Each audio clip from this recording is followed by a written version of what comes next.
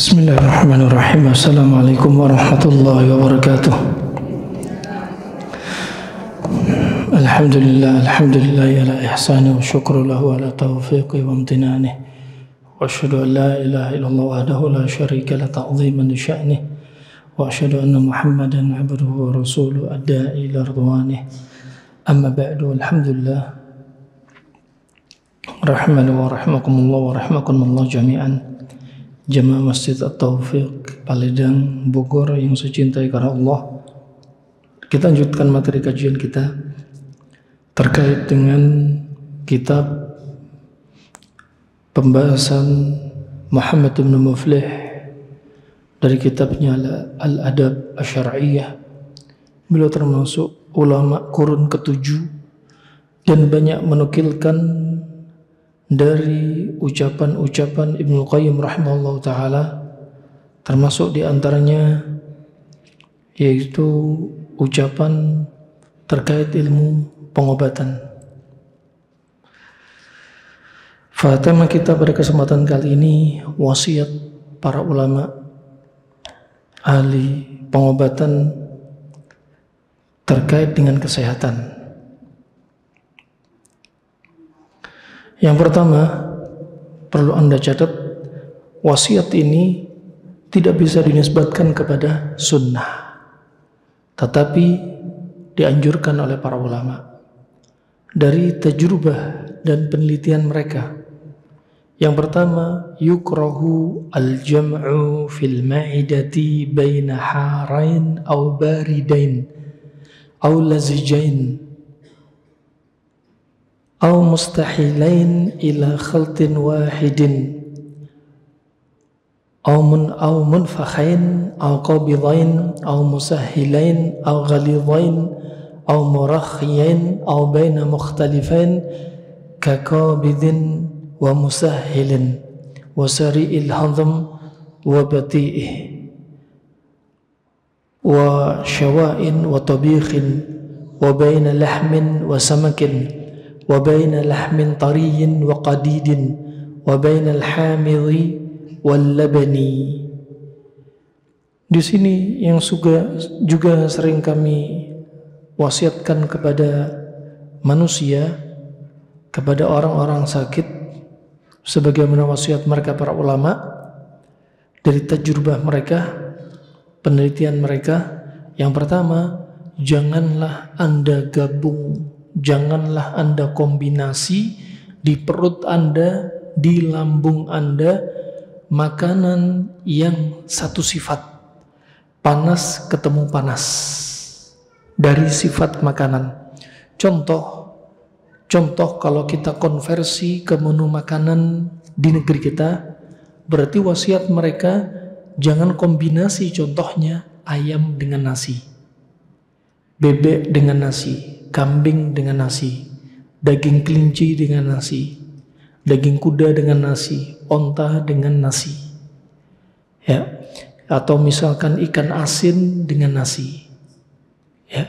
Ini contoh. Ini contoh apa? Panas ketemu panas, sehingga di lambung akan menjadi sifat panas yang menumpuk di lambung untuk kemudian dimasukkan ke usus, diserap di pembuluh darah di usus, dan kemudian akan dibawa ke seluruh tubuh.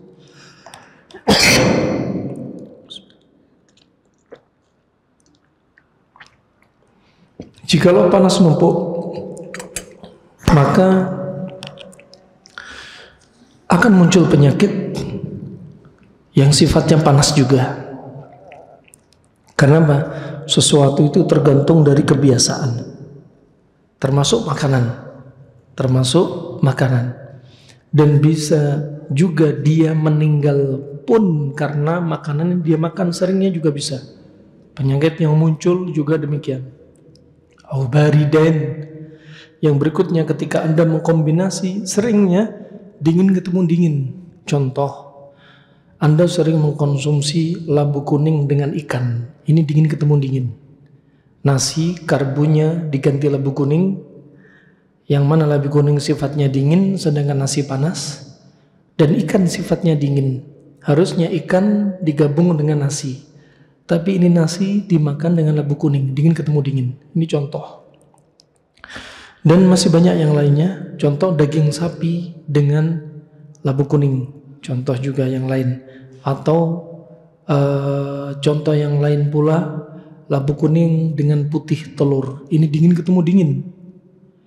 Nah, jika terlalu sering berlebihan, maka lambung menjadi dingin dan akan muncul penyakit sifatnya dingin. Setelah diusus, makanan diserap, sifat dingin diedarkan di seluruh tubuh melalui darah, maka akan ada saatnya muncul penyakit sifatnya dingin. Ginjal pun akhirnya jadi dingin. Ya, kemudian pencernaan jadi dingin sehingga terjadi apa? Unmetabolisme atau undigested food karena semua dingin. Ya, juga akan muncul nyeri-nyeri sendi, batuk, migrain, vertigo yang bersifat dingin.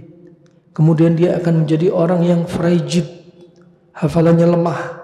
Kenapa? Karena dingin yang menumpuk di dalam tubuh dia. Kalau sesekali panas dengan panas, dingin dengan dingin, sesekali saja tak mengapa. Tapi asalnya Anda jaga diri Anda untuk selalu digabung antara panas dan dingin. Antara panas dan dingin. Sebagaimana hadis Nabi SAW, riwayat Abu Daud, riwayat Tirmidzi, ketika Aisyah menyaksikan Rasulullah sedang makan bitih atau batih dengan rutab. Ahlul Yaman mengartikan semangka, semangka dengan kurma rutab. Adapun Ahlul Makkah mengartikan syammam, yaitu melon, melon dengan rutab. Alhasil semangka atau melon sifatnya dingin. Dan ini yang menyebabkan badan Aisyah yang kurus menjadi gemuk ideal sampai Aisyah berkata, fa asmantu bi ahsani saman, maka aku menjadi gemuk ideal. Ini diantaranya kata Syekh Abdul Razak bin Abdul Muhsin Al-Badr hafizahullah ta'ala. Di sini ada rahasia untuk menjaga keseimbangan tubuh dengan menjadikan makanan berpasang-pasangan. Sampai kata Imam Bukhari, bab al-jama' bainal lawnaini fil akli bimarrah, bab mengkombinasi dua warna makanan sekaligus. Nah, jadi jangan dikasih jarak, sekaligus.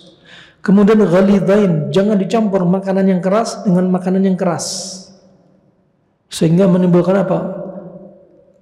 Obstipasi atau konstipasi, susah BAB. Atau merakhyan, makanan lembek dicampur dengan makanan lembek, akhirnya bisa apa? Bisa diare, bisa diare. Nah, ini diantaranya rahmani rahimakumullah jami'an. Juga diantaranya jangan dicampur makanan-makanan yang disebutkan Ibnu Muflis ini baina mukhtalifain, antara dua sifat yang berbeda dari sisi apa? Kakabidhin wa musahilin, makanan yang bikin konstipasi dengan makanan yang bikin diare. Wasari'il hadham wa bati'ih, makanan yang bikin pencernaan cepat dengan yang bikin pencernaan lambat. Wa syiwa'in wa tabikhin, jangan digabung juga makanan yang apa? Dipanggang dengan direbus, jangan digabung. Ya, termasuk dikatakan Ibnu Qayyim ditambah apa? Makanan dengan beberapa kali olah. Misalkan Anda selepas merebus atau memasak ayam, ayam pertama dikukus misalkan, biar lemaknya keluar. Atau ayam mungkin diperisto dulu biar empuk, habis itu digoreng. Ini berarti dua kali olah. Ini tidak dianjurkan oleh mereka. Tidak dianjurkan oleh mereka. Seperti nasi juga demikian. Nasi setelah dikukus, menanak nasi, kemudian jadilah proses berikutnya nasi goreng. Ini berarti dua kali olah. Ini contoh saja. Sekali lagi, bukan makruh, bukan haram, tapi apa? Hanya wasiat para ulama. Kalau beberapa kali olah, kebayang nutrisinya banyak yang hilang, banyak yang menguap. Nah, bahkan bisa merubah unsur. Nasi sifatnya panas lembab, setelah menjadi nasi goreng sifatnya bisa panas kering. Apalagi ditambah cabai, merica, garam, ya, terus digoreng berkali-kali, diaduk sampai kering. Ya, ini bisa merubah sifat. Wa baina lahmin wa samakin, jangan kombinasi juga antara daging hewan darat dengan daging hewan laut, atau daging hewan darat dengan ikan sungai. Ikan sungai sama ikan laut sama daging darat jangan dicampur. Sekali lagi, bukan haram, bukan makruh. Ini hanya wasiat para ulama dan sangat masuk akal.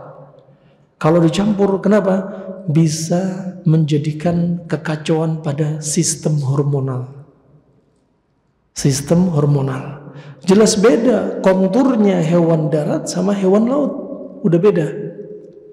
Nah, jadi kalau makan, Anda pilih, jatuhkan pilihan Anda, menu protein hewani darat apa laut, kemudian pilih salah satu saja, jangan divariasi. Walaupun darat ketemu darat, walaupun bukan darat dengan laut, bukan hanya kambing dengan ikan, tapi apa? Termasuk kambing dengan ayam, bebek, sapi, kemudian dan seterusnya, jangan digabung. Juga jangan digabung sapi sifatnya dingin kering, kambing domba sifatnya panas lembab. Mentang-mentang dingin kering mau digabungin sama panas lembab, tapi hewan ketemu hewan, tidak dianjurin. Bukan itu.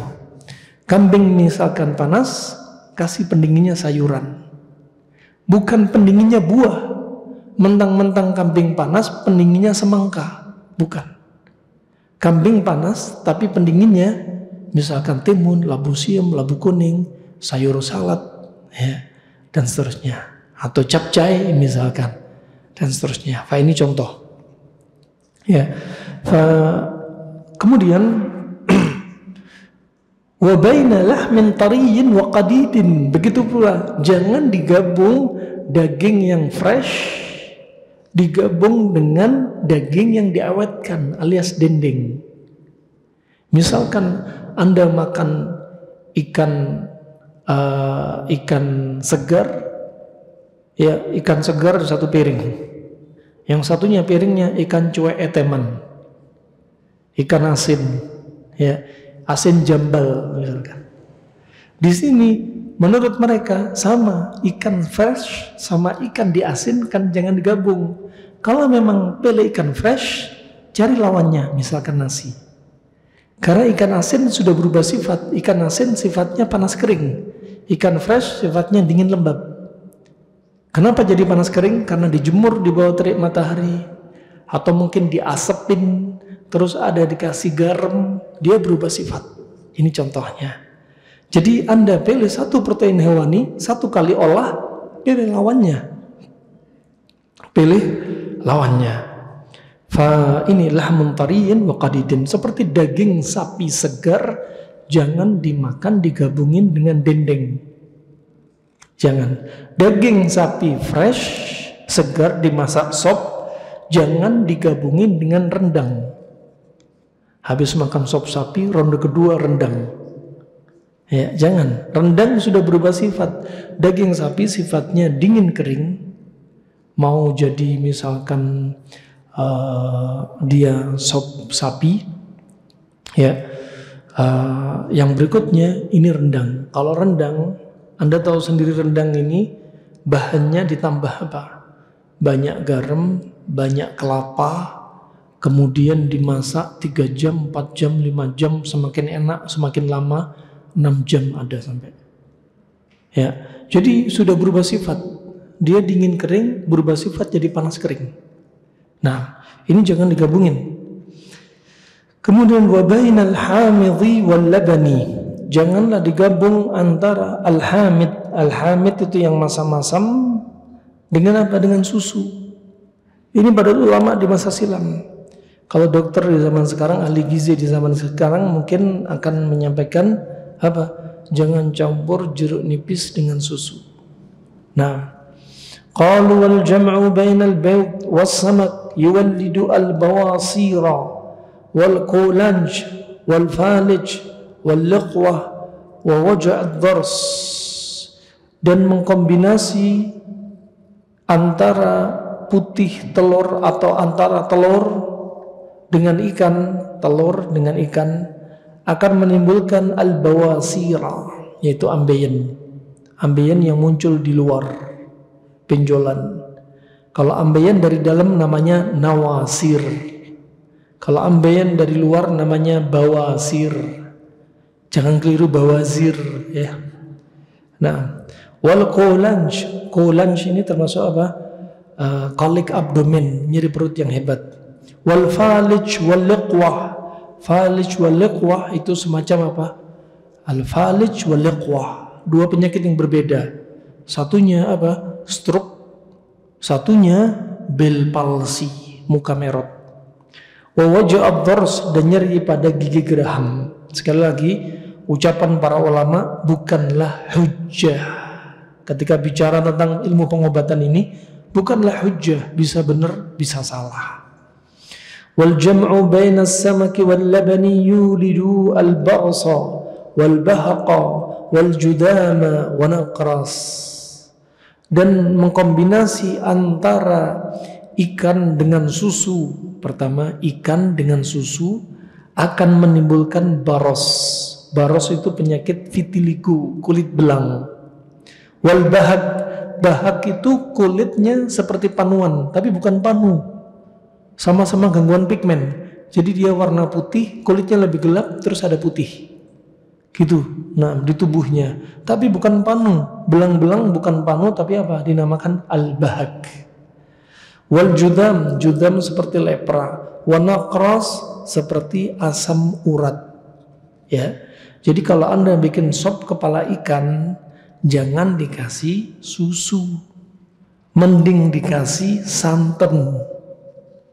Ya, ikan dingin, santan panas. Kalau Anda bikin soto Betawi, daging sapi jangan dikasih susu. Daging sapi dikasih santan, daging sapi dingin, santannya panas. Biasa kami kalau keliling mampir soto Betawi, Bu ini pakai susu apa pakai santan? Santan Pak, wah mending, lebih enak. Ya, kalau susunya susu fresh, ini nggak dianjurin, bisa menimbulkan tadi apa? Vitiligo. Tapi kalau susunya hanya susu yang hanya susu seperti pakai esensi, ya, maka dia tidak menimbulkan seperti dampak vitiligo, ya, cuma tetap nggak sehat, Wallahu a'lam bishawab. Sekali lagi, ini hanya ucapan ulama, ya, butuh penelitian tentunya, pasti butuh penelitian, dan akan menimbulkan nakros. Nakros itu asam urat. Bahasa lainnya nakros, ada mengatakan nakros, ada mengatakan nikros, ada mengatakan daul muluk. Daul muluk. Apa itu daul muluk? Penyakitnya para raja. Makanya orang yang kena apa? Kena asam urat rata-rata orang kaya. Ya. Banyak makan. Penyakitnya para raja. Di zaman sekarang penyakitnya orang zaman sekarang penyakit karena banyak makan. Di zaman dahulu penyakit kurang makan. Nah, ini nakras, dan disebutkan oleh seorang ulama salaf, disebutkan As-Suyuti, obatnya asam urat dengan apa? Qishr al-bittikh, kulitnya semangka. Jadi kulitnya semangka yang hijau sama yang putihnya bisa Anda tumbuk, potong-potong, bisa direndam, bisa dijus, bisa dimasak, dan Anda konsumsi. Untuk apa? Obat asam urat. Ini dipakai oleh salah seorang resepnya ulama salaf di masa silam. Ya. Kemudian kalau kita lihat efeknya, ya, efek dari apa tadi? Kulit semangka, ya, karena apa? Karena dia lebih condong dingin dan dia mempunyai efek, yaitu efek seperti diuretik, Di antaranya yang disebutkan datang dari Makhul, dia termasuk salah satu kibar tabi'in yang wafat pada 113 Hijriah. Beliau berkata, man akala al-bittikh bi kishrih lam yadurrahu da'al nakras. Barang siapa yang makan semangka dengan kulitnya, maka tidak akan membahayakan diri dia penyakit asam urat. Ini wasiat Makhul, ya, termasuk kibar tabi'in, ya, yang wafat pada tahun 113 Hijriah. Disebutkan dalam kitab Tibbun Nabawi lil Hafidh al-Mustaghfiri yang beliau meninggal pada tahun 432 Hijriah. Ini bukan dikatakan sebagai obat sunnah, bukan, cuma ucapan saja. Dan kalau mujarrab, itu diantara hikmahnya dari tajrubah. Kemudian wal labanu wan nabidu yuladu al baras. Jangan campur. Ini juga ucapan Ibnu Qayyim sama dengan Ibnu Muflih, karena Ibnu Muflih termasuk mengambil faedah dari Ibnu Qayyim banyak. Dan jangan campur susu dengan rendaman kurma, fermentasi kurma. Nabid. Ya, nabid. Kalau Anda campur susu dengan kurma, yogurt dengan kurma, sah-sah saja. Dan para sahabat juga pernah melakukan, ya, bahkan disebutkan susu yogurt dengan kurma, ya, bahkan disebutkan Nabi at-tiyaban, dua hal yang baik, ya, makanan yang baik. Tapi di sini wasiat mereka, kalau sudah kurma direndam, misalkan direndam, difermentasi semalaman menjadi air nabid, ini sudah misalkan sudah dimasukin kurma, esok harinya dicampur air susu, jangan. Ya, nggak dianjurin. Kenapa? Yuwallidu al-barasa wan naqras. Karena akan menimbulkan apa? Menimbulkan vitiligo, kekacauan pigmen warna kulit, dan naqras, yaitu asam urat. Wal basal nay was samak yuwallidan as-sauda fil wajh. Begitu pula makan basal. Basal itu bawang merah yang masih fresh, nay. Kalau dicampur dengan ikan, jadi bawang merah fresh dicampur dengan ikan akan menimbulkan as-sawad fil wajh, yaitu flek-flek warna hitam di wajah. Flek warna hitam di wajah. Kalau bahasa Arabnya namanya kalf, al-kalf, ya, flek-flek warna hitam. Sekali lagi, ini nukilan para ulama. Sekali lagi, kami belum punya data ilmiahnya. Kalau yang ada yang punya keterampilan atau memang dia spesifikasinya penelitian di bidang laboratorium, hendaknya Anda teliti. Ini belum dikuak oleh saudara kita di zaman sekarang. Bawang merah fresh dicampur dengan ikan akan menimbulkan hitam pada wajah, flek atau al-kalaf. Benarkah demikian? Nah, perlu diteliti. Wal jama' bainal fasd wal hijamah wa akal al-muluhah. Ya. Dan jangan menggabung fasdu dengan bekam. Kalau bekam ya bekam, fasdu ya fasdu. Kalau mau habis di fasdu, mau dibekam, dikasih jarak. Jangan di waktu bersamaan. Ya, boleh bekam, boleh fasdu, sama-sama terapi. Ya. Membersihkan darah, boleh juga donor, boleh, tapi jangan di waktu bersamaan. Kenapa? Akan melemahkan diri dia. Nah, wa akul al-muluhah. Habis itu makan asin-asin, termasuk pantangan setelah fasdu. Kalau fasdu lebih ekstrim daripada bekam. Pantangan setelah bekam, pantangan setelah donor, jangan makan yang asin-asin. Jangan makan makanan yang terlalu berat untuk dicerna. Kenapa? Karena darah belum kembali ke tubuh. Kalau Anda makan berat, disupport darah ke pencernaan, sedangkan darah sudah dikeluarin, jadinya pencernaan lemah dan gak maksimal. Darah itu baru kembali lagi diproduksi memenuhi tubuh kita setelah dikeluarkan setelah 18 jam. Oleh karena itu, setelah bekam, setelah fasdu, setelah donor, selain nggak boleh banyak makan berat, juga termasuk daging-daging dan santan dikurangi dulu. Kemudian diantaranya jangan olahraga. Jangan hubungan badan suami istri. Ya, nggak dianjurin. Kalau Anda paksakan, tubuh Anda akan lemes, lemah, lunglai, meriang. Kenapa? Darah belum kembali total. Anda paksakan aktivitas berat. Nah, ini diantara wasiat ya orang-orang di masa silam. Kemudian zada ba'dhum, kemudian ditambahkan faedah, kata-kata hikmah. Ya. Ba'dal hammam yuwallidu al-jarab wal bahak. Ya. Juga demikian di antaranya habis makan juga langsung jangan ke kamar mandi. Anda udah makan kenyang langsung kamar mandi, ini nggak dianjurin. Juga nggak dianjurin. Wa nuzulu fil ma'il barid aqibi aklis samak. Begitu pula dia turun ke tempat air yang dingin setelah dia makan ikan. Ini tidak dianjurkan. Rubbama wallada al-falij. Karena bisa jadi mengalami bel palsi. Karena kalau habis makan ikan itu sifatnya dingin. Anda masuk air dingin, dingin ketemu dingin, akhirnya tambah dingin, termasuk saraf-saraf kedinginan, tubuh kedinginan, organ kedinginan, apalagi kena hawa dingin, tambah kena. Ya, bel palsi, muka merot.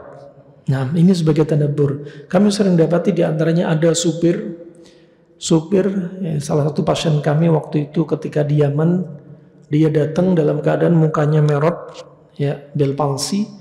Ternyata profesi dia supir. Ketika musim dingin, dia buka kaca, nyetir, ya, angin dingin menghantam pipi dia terus, dalam keadaan dia kedinginan, langsung merot. Ada juga syekh kami, ya, salah satu syekh kami, syekh dalam bidang akidah, waktu itu sedang kerja di luar, membenarkan rumahnya, membuat rumahnya ini, nempel rumahnya yang masalah. Ya, kemudian setelah kerja di siang hari, menjelang adzan dia mandi. Setelah mandi, padahal nggak pakai AC, tapi hawanya dingin. Setelah mandi, keluar kamar mandi, langsung wajahnya merot.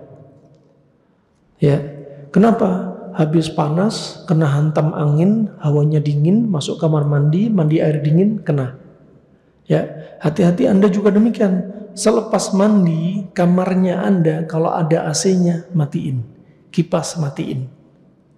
Berapa banyak orang setelah mandi keluar kamar mandi, AC-nya dingin, langsung wajahnya merot. Nah, kemudian wa syurbul ma'il barid aqibil jima' rubbama awratha al-istirkha, dan juga termasuk minum air dingin setelah hubungan badan akan menyebabkan kelemahan pada diri dia, tubuh dia lemah, sarafnya lemah. Jadi ketika hubungan badan tubuh ini panas, ya, ketika panas banget, jangan langsung dikasih minum air, biarkan slow down, panas ini turun pelan-pelan. Jangan makan, jangan minum, udah turun pelan-pelan dulu. Jangan juga langsung mandi janabah, jangan, istirahat dulu. Sambil permisi, cairan mani laki, cairan mani perempuan biar tuntas.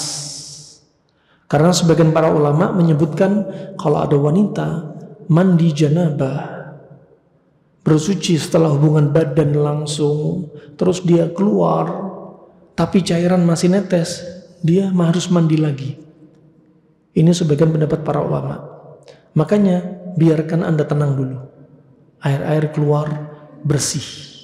Ya, jangan langsung makan, jangan langsung minum, jangan langsung mandi. Ya, barangkali pengen ronde kedua. Ya, termasuk kalau mau ronde kedua dianjurin alat vitalnya dibersihkan, kalau bisa wudhu lagi. Kenapa? Yunashitu al-a'sab, ya, Waruh, karena yang demikian apa? Menguatkan saraf dan ruh. Nah, mau ronde berikutnya silahkan, itu yunasyid. Karena nggak sama dengan hukumnya mandi. Begitu pula selepas olahraga, jangan langsung minum, jangan langsung makan, jangan langsung mandi. Habis olahraga, jangan nyemplung kolam. Habis olahraga, jangan langsung mandi, dinginkan dulu. Termasuk dari wasiat ini, kita tadaburi. Salah kalau ada orang goes, pakai tas punggung, ada selang air, sambil goes, sambil minum. Ini nggak dianjurin. Nah, jadi apa? Ini tadabbur para ulama dari tubuh kita. Tubuh kita yang panas jangan langsung didinginkan, tapi proses. Kalau Anda tadabburi, contoh, Anda ketika buka puasa, sunnahnya untuk berbuka diawali dengan apa? Diawali dengan apa? Tes. Diawali dengan manis-manis. Permen juga manis. Ya, diawali dengan kurma rutop. Coba, kenapa Nabi nggak mengawali dengan minum air? Padahal kalau menurut akal kita, permisi, kalau kita buang angin kentut, batalin wudhu, harusnya menurut akal kita, tempat keluar angin itu dicebokin. Ternyata enggak, kalau membatalkan wudhu, cukup wudhu aja setelah kentut buang angin, tanpa membersihkan tempat keluar angin. Kecuali kalau ada keperucut, ada yang keluar cacing dan lain sebagainya, nasallallahu al-afiyah. Wah, contoh yang lainnya, sebagaimana ucapan Ali bin Abi Thalib, "Lau kana dinu birra'yi lamasaha Nabi sallallahu alaihi wasallam ala khuffih." Seandainya agama dibangun di atas akal, niscaya Nabi akan memerintahkan untuk membasuh bawahnya khuf. Ya, lapisan kaki dari kulit atau sepatu atau kaos kaki. Tapi enggak, Nabi menganjurkannya di atas punggung kaki.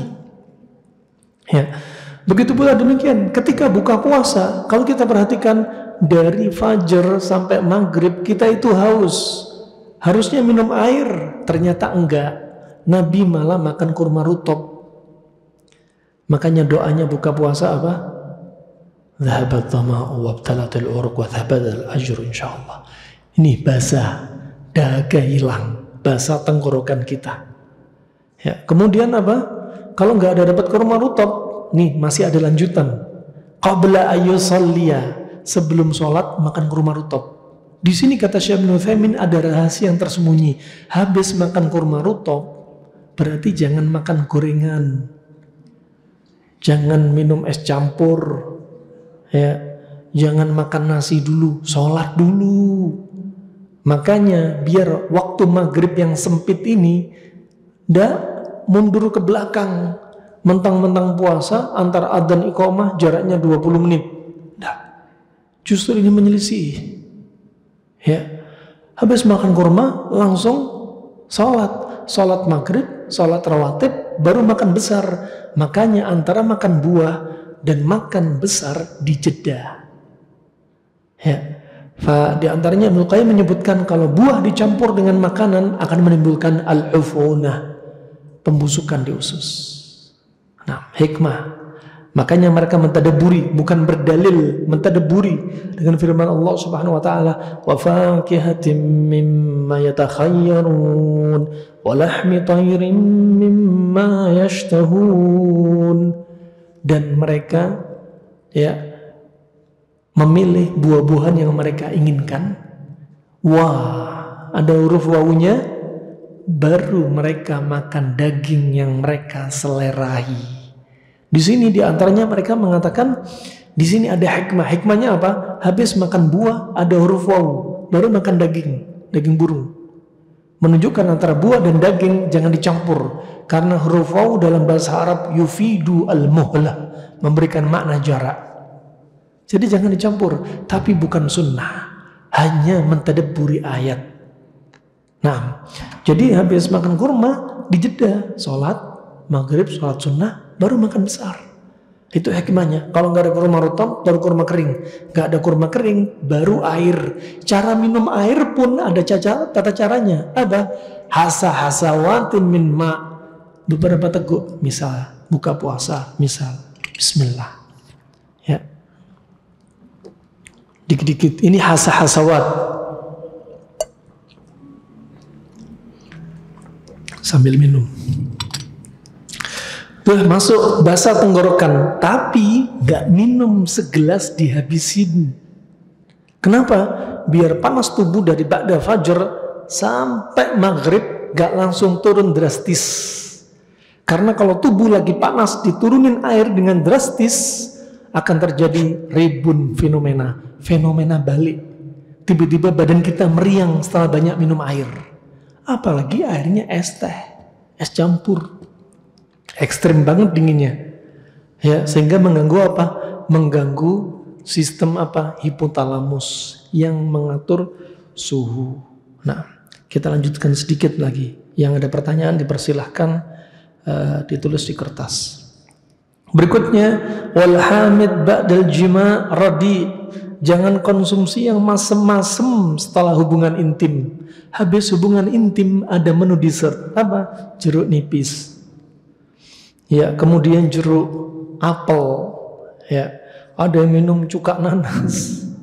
Habis hubungan intim. Ini nggak dianjurin. Kenapa? Radi. Semakin melemahkan diri dia. Karena yang masem-masem itu sifatnya apa? Dingin kering. Tambah drop diri dia. Sudah panas dikeluarin, langsung minum dingin kering. Gak dianjurin. Wa naum ba'da aklis samak aqibi ghaidhin au jima'in rubbama wallada al-quwwah. Wa kadha laban halib dukhulul hammam ba'da wal iktharu min al-bayt wal masluq yuladu at-tihal. Juga hati-hati dari apa? Tidur setelah makan ikan. Ya. Terus habis itu apa? Permisi BAB atau hubungan badan. Yang demikian ini nggak dianjurin. Begitu pula minum susu, ya. Setelah masuk kamar mandi kemudian minum susu langsung. Ini juga nggak dianjurin. Wal iktharu minal bait al masluq yuladu at-tihal. Jangan terlalu banyak konsumsi telur rebus. Kenapa? Akan melemahkan limpa. Sepertinya cukup sampai di sini aja. Sisanya pertanyaan dan kajian kita bulan berikutnya masih episode kedua dari judul yang sama, wasiat-wasiat para ulama tentang ilmu pengobatan.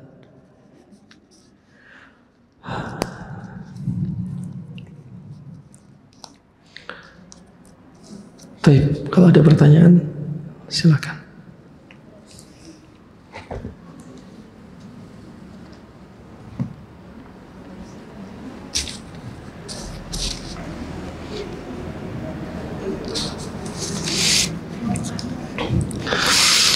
Jika mengalami patah tulang, baiknya mengkonsumsi apa untuk mempercepat proses penyembuhan? Pertama, semoga Allah sembuhkan Anda. Untuk patah tulang, yang paling bagus diantaranya konsumsi untuk mempercepat penumbuhan tulang yang tinggi kolagen. Seperti apa? Seperti gamat. Ya, seperti gamat. Gamat Anda konsumsi karena dia tinggi kolagen. Kemudian untuk memperkuat tulangnya Anda bisa konsumsi tulang rawan ikan hiu. Ya. Kemudian untuk dioleskan di atas kulit dekat lokasi patah tulang, Anda bisa pakai kompresan tumbukan dari daun sambung nyowo. Daun sambung nyowo ditumbuk, ditaruh di atasnya, ditutup sama kasa. Kemudian berikutnya, lakukan terapi pembekaman di atas tempat patah tulang. Kenapa? Kalau ada patah tulang, darah terkonsentrasi di lokasi patah. Kenapa? Karena darah sebagai nutrisi. Kalau sudah jadi nutrisi, nanti darah akan kotor hitam, keluarin, dibekam atau difasdu. ya, keluarin darahnya, maka darah baru akan kembali mensupport pembentukan tulang. Makanya diantaranya ada teman kami yang patah tulang dan dia rajin dibekam, kemudian kontrol ke dokter, kata dokternya proses penyembuhan tulangnya lebih cepat sebagaimana biasanya, ya, lebih cepat beberapa kali lipat dari mana dari biasanya. Ini diantaranya.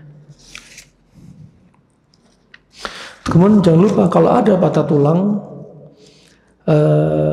kalau Anda memang benarkan tulangnya harus dibetulkan pada tempatnya. Jangan sampai masih ada yang nggak lurus, karena akan lama-lama akan menimbulkan seperti pengerasan.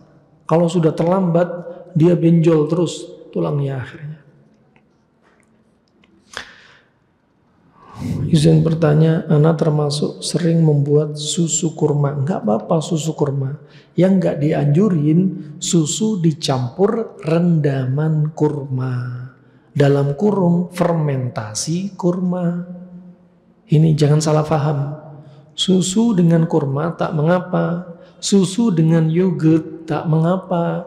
Yang enggak dianjurin susu dengan apa?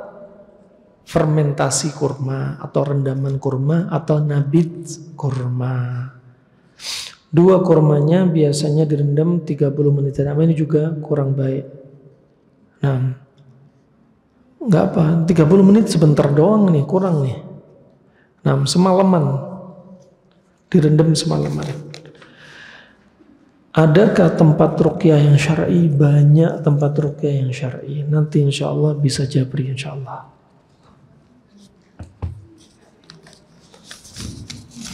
Sebenarnya Anda meruqyah diri Anda sendiri itu yang the best. Selama Anda masih bisa membaca Al-Quran, Anda kuat, ya itu the best. Tapi kalau Anda sudah tidak kuat baca Al-Quran, sholat nggak bisa menegakkan sholat, ya, sampai ada sebagian orang kena sihir sampai keluar dari rumahnya, ya bisa-bisa telanjang. Fa ini hukumnya bisa wajib minta diruqyah.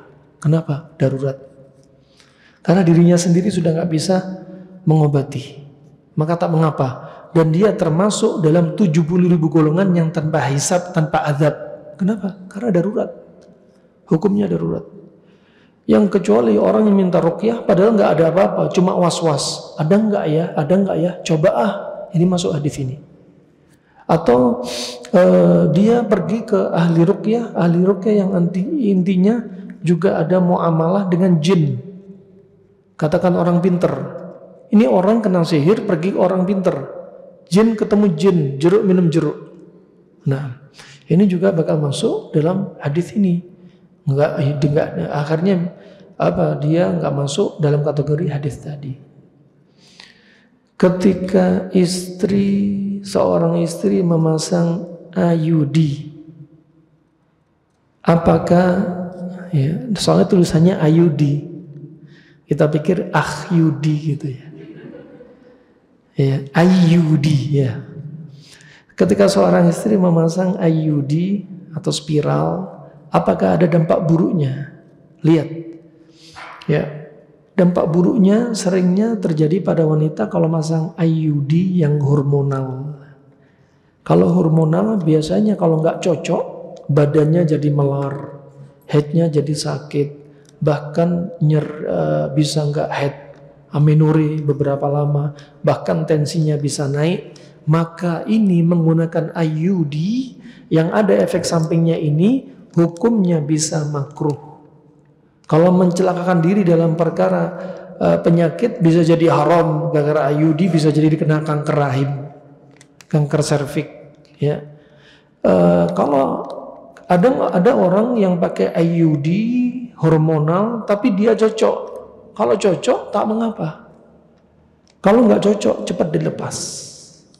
Mungkin pilihannya Anda bisa pakai IUD yang non hormonal. Ya, IUD yang non hormonal. Ingat, untuk memasang alat KB ada syarat-syaratnya. Pertama, ketika dibutuhkan. Dibutuhkan misalkan si ibu ini sudah kewalahan dengan anak. Ya, pendidikannya. Dibutuhkan ketika si ibu ini punya penyakit. Dibutuhkan karena ibu ini sudah lemah. Yang kedua, syaratnya pasang IUD diantaranya pilih IUD yang tidak ada efek sampingnya. Karena kalau ada efek sampingnya, Anda menyerumuskan diri pada penyakit. Ya, cari KB yang lain. Kalau nggak cocok IUD yang hormonal, cari yang non hormonal. Kalau nggak cocok, ya cari yang lain.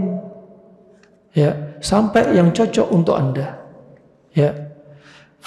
Kemudian diantaranya butuh izin suami, itu penting. Ya, butuh izin suami. Dan syarat yang keempat, ya, kontrasepsi tersebut bukanlah untuk masalah permanen. Seperti saluran kesuburannya misalkan dipotong. Ya, ini tidak diperbolehkan sebagaimana fatwa para ulama. Herbal apa yang cocok untuk sakit lambung yang sifatnya panas? Anda cukup kalau menjadikan makanan sebagai obat lambung Anda bisa pakai apa? Labu kuning. Labu kuning itu mendinginkan lambung panas, kemudian menambal luka yang ada di lambung, ya, dan dia juga mengurangi nyeri sekalian. Juga sebagai apa? Tonik bagi Anda. Anda yang sakit lambung, ya lemes, tenaganya hilang, dia sebagai tonik, menguatkan ginjal, juga menguatkan lambung. Ya, biar nggak bosan, Anda variasi juga dengan menggunakan talbinah, tepung gandum barley, tepung gandum barley. Kemudian protein hewaninya pilih apa? Putih telur. Boleh pilih ikan segar daging putih seperti ikan kerapu, ikan patin, ikan salmon, ikan gabus, ikan pari, bagus untuk Anda. Nah, sayurannya pilih yang cerah-cerah. Nah, sayurannya cerah-cerah. Minumannya, minuman dingin-dingin, misalkan daun bidara, teh daun bidara, atau bisa Anda pakai minuman dari rebusan lidah buaya. 1 lidah buaya diirisin, dicincang-cincang, dimasak dengan 3 gelas air sampai jadi 2 gelas. Dicampur dengan bidara nggak apa-apa. Dicampur sama timun nggak apa-apa. Jadi dinginnya lebih kuat, lebih ekstrim bagi gastritis yang ekstrim. Asal sekali lagi tidak keliru apa? Lidah mertua. Nah, maksimal berapa banyak dalam sehari telur rebus boleh dimakan sesuai kebutuhan. Kuningnya telur itu sifatnya panas, putihnya sudah dingin. Ya, putihnya termasuk dingin. Wallahu a'lam bishawab. Masih ada? Saya mengalami GERD. Kalau habis makan rasanya makanan naik ke atas ke tenggorokan. Inilah masalah orang zaman sekarang. Habis makan harusnya baca alhamdulillah. Zaman sekarang habis makan ngeluhnya apa? Aduh begah. Nah, harusnya habis makan alhamdulillahilladzi at'amani hadza warzaqani min ghairi haulin minni wala quwwah. Kata Nabi SAW, barang siapa makan kemudian baca doa ini, apa kata Nabi? Dosa dia yang telah lalu dihapuskan. Coba. Udah makan enak, dosa dihapuskan. Ini enggak, makan enak, ngeluh begah. Sebelum makan lupa baca bismillah. Penting baca bismillah. Kalau lupa ya bismillah ya awalahu wa akhirahu. Nah, kenapa? Bismillah itu termasuk itu lil isti'anah, minta tolong. Dengan nama Allah saya minta tolong, saya mau makan. Biar makanan gak jadi penyakit. Biar apa yang Anda makan, setan gak ikut makan sama Anda. Biar bakteri juga gak ikut masuk dalam makanan Anda, menyerang saluran pencernaan Anda, menyebabkan Anda sakit. Biar Anda makan, Anda dimudahkan oleh Allah Subhanahu wa Ta'ala. Itu penting. GERD ini rata-rata disertai dengan masalah psikis.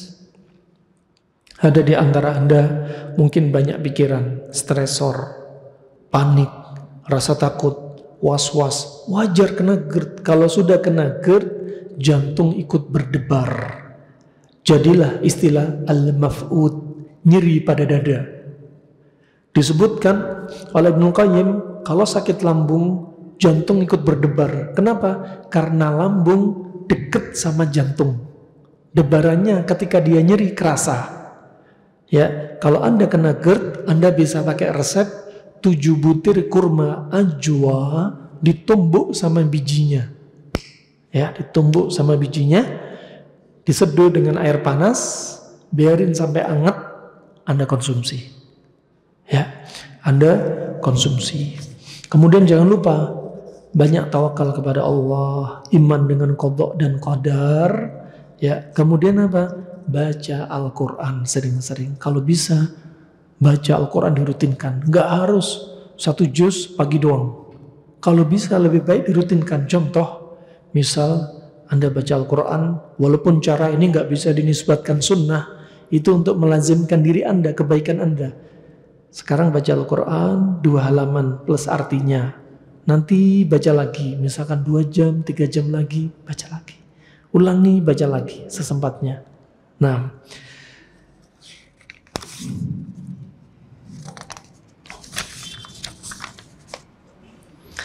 jus apa yang bagus untuk 2 diminum tiap hari oleh lansia?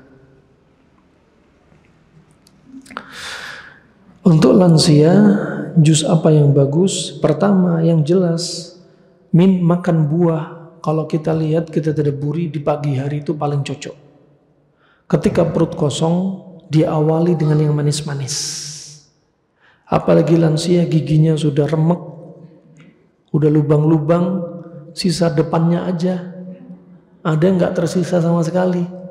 Nah, yang paling bagus ketika perut kosong, tetap kalau Anda mau menjaga kesehatan Anda, misalkan kalau gigi Anda sudah nggak ada sama sekali, kalau di zaman dahulu nggak ada juicer, nggak ada, blender nggak ada, jadi mereka tumbuk. Kami dulu pernah berdakwah di Kampung Badu, sekitar 2.500 dari permukaan laut, ya, hawanya sampai minus. Waktu itu kalau mereka bikin jus, caranya apa? Pakai tumbuk. Waktu itu kita kedinginan, jadi dibikinkan apa? Bukan jus kismis, tapi kismis ditumbuk untuk menghangatkan tubuh kita sesuai dengan kebutuhan. Wah, Anda kalau memang nggak ada penyakit, Anda ingin menjaga kesehatan, kalau gigi Anda sudah tidak kuat, bikin jus panas dingin.